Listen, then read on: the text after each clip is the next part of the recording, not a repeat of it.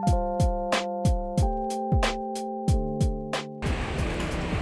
semuanya, lanjut ke part 2 nih. Sekarang kita mau ngobrol lagi dengan partnernya Pak Ruman nih.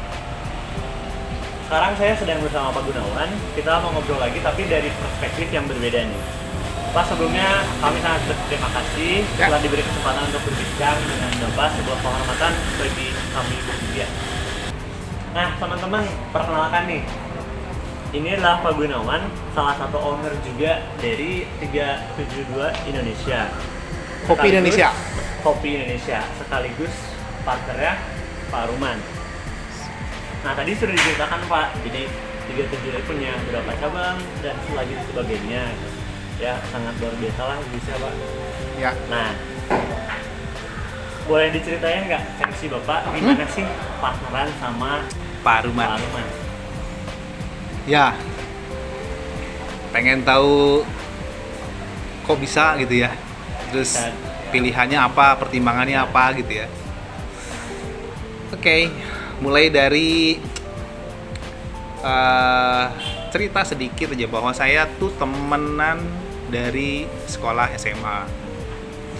Teman main, teman satu motor, boncengan, teman banyak hal.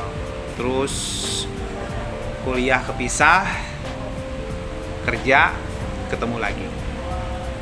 Saya sama Pak Ruman itu memulai usaha dengan hampir jalan yang sama. Jadi kita memulai sama-sama dari karyawan. Kita pegawai dulu, karyawan dulu. Tapi waktu kita jadi karyawan pun kita sudah mulai coba usaha masing-masing, ya masing-masing. Pak Ruman di clothing dan lain-lain. Kalau saya banyak hal, sampai pernah juga mengerjakan yang produksi. Tapi ya gitu, namanya usaha ya. Ya, naik turun lah. Naik turun, hilang muncul gitu ya. Nah, singkatnya saya ketemu lagi sama Pak Ruman, kemudian ada peluang. Kemudian Pak Ruman ngajak, yuk kita coba barengan. Nah, flashback di zaman waktu kita muda. Itu saya kalau bisa dibilang waktu kita lagi nakal-nakalnya cuman dengan Pak Ruman yang saya nggak pernah kelas. Ya, jadi dari pemikiran, dari guyonan hampir nggak pernah kelas. Dari SMA? Dari SMA gitu. Kalau sama teman-teman yang lain sama akrab, tapi ada kelasnya, malah kadang berantemnya ada, bener-bener berantem. Tapi sama dia nggak. Oke, dari situ saya bilang, oke, kayaknya ini harus saya coba partneran. Gitu. Nah, saya juga tidak terlalu tahu dulunya. Kalau dulu kan kita main jurusan beda, ya dia ke IPA, saya ke IPS. Saya juga tapi tidak tahu sebenarnya karakternya apa sih Pak Ruman. Tapi saya flashback ke itu, kayaknya nih nggak akan banyak. Tapi begitu jalan, oke, saya tahu. Ibarat gini, ibarat kalau otak, nah kan mungkin sudah singgung ya, otak kiri otak kanan belum? Ya udah. Udah. Gitu. Jadi otak kirinya sih Belum ya? Belum. Tadi mau dikasih tahu. Oh belum ya. Nah, ibarat gini, biasanya Pak Ruman itu nggak kelewat. Kalau kita interview calon pegawai juga pasti tuh. Jadi ibarat dalam sebuah kepala, otak kiri, otak kanan. Dalam keilmuan juga ada otak kanan mayoritasnya apa, otak kiri mayoritasnya. Nah, rupanya, oh iya, dia ada di otak sebelah saya, di seberang saya. Maka saya lebih mantep lagi. Kenapa? Karena memang dalam satu bisnis itu perlu kelengkapan. Gitu. Jadi karena dikarenakan kondisi, jadi kita pindah ke dalam, jadi nggak apa-apa lah ya.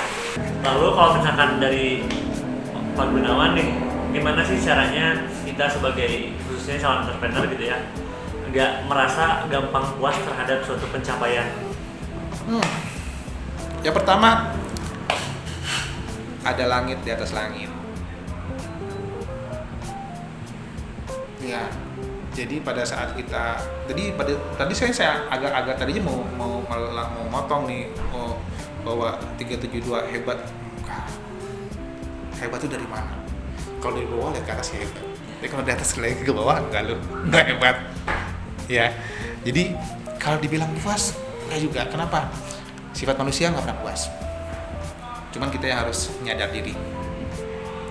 Jadi pada saat kita mengejar ketidakpuasan itu juga kita harus berkaca ya. Seperti yang tadi saya bilang, Pak Ruman itu kalau bisa lari tiap hari. Ya. Tapi yang mengingatkan dan mengkondisikan bahwa jangan berhenti lari terus. Bisa botak kita, gitu ya. Jadi pada saat ada kalanya bahwa kita harus kita nikmatin di sini dulu. Kita diam, kemudian kita melihat keadaan, ya. Jadi, tapi kemudian pada saat kita ngerasa segini aja, kita pengen lebih yuk, ayo, gitu ya. Pada saat kalimat tidak jangan cepat puas. Kenapa? Karena pada saat kita ngerasa, gue hebat, enggak, ada yang lebih hebat sebelah. Dan kapan aja kita enak gini. Kalau di F&B, kalau kita tidak mengembangkan terus, ini nggak akan lama hilang. Kenapa? Kita sama-sama jadi konsumen. Ya, kita tanggalkan semua di dunia usaha, kita jadi konsumen. Ngopi di sini, ngopi di sini, gue udah hafal di sini, celahnya gue udah hafal, lampunya gue hafal di sini. Gitu teman-teman bilang, di sini enak loh. Ya, ini bagus dong kayak gini. Pindah kan? Ya, pindah. Bayangkan kalau semua orang berpikir begitu, enak pindah. Hilang dong pegawai. Jadi kita. Maka mungkin menyikapi jangan cepat puasnya itu adalah bagaimana kita bisa memaintenance apa yang sudah kita dapat, karena mempertahankan, merawat itu jauh lebih susah dibanding mencapai gitu. Kadang-kadang mencapai bikin sampai satu titik ya, tapi untuk mempertahankan di titik itu sulit. Kita bisa gampang ditinggalin orang loh kalau di F&B, kalau nggak terus berimprovisasi. Improvisasinya juga nggak harus ekstrim kok sebenarnya, ya kembali yang tadi diomongin, lu punya apa sih gitu ya. Lalu harapan Bapak apa sih untuk anak generasi muda sekarang?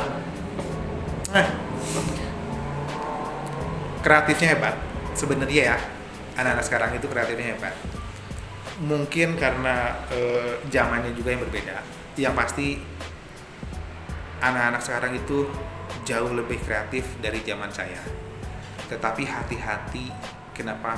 Karena kemudahan dalam segi teknologi juga bisa bikin kalian terpeleset. Kalian juga bisa jadi seperti membunuh kreativitas sendiri kayak gitu ya. Dan yang pasti lagi jagain kreativitas kalian. Bener, kenapa juga saya tahu kalian juga kreatif, karena pegawai saya kan kita congkel dikit muncul, gila lu ya, congkel dikit muncul gila, cepet gitu ya. Tetapi juga harus menjaga diri, harus menyampaikan betul, kemudian jangan salah menyampaikan kreativitas kalian pada saat diambil, jangan sakit hati juga karena salah juga gitu kan. Jadi ekspresikan, jangan berhenti untuk berkreasi, jangan berhenti untuk berekspresi, tetapi jangan lupa bahwa kita orang Timur, orang Indonesia yang punya tata krama yang berbeda dengan mereka di sana. Kenapa? Kadang-kadang juga kebablasan ya mengenai cara berbicara dengan orang tua, cara berekspresi dan lain-lain gitu. Jangan lupa kita langsung. Ya oke, itu dia tips dan pelajaran yang penting banget dari salah satu pemilik PT 372 Kopi Indonesia, yaitu Pak Gunawan. Semoga bisa mendapatkan ilmunya yang sangat bermanfaat Terima kasih waktunya dan adalah Sami-sami. sebuah kehormatan bagi saya dan rekan juga. Saya Chandra dan rekan saya ada Miki dan juga Rehan serta Pak Gunawan. Izin berpamitan.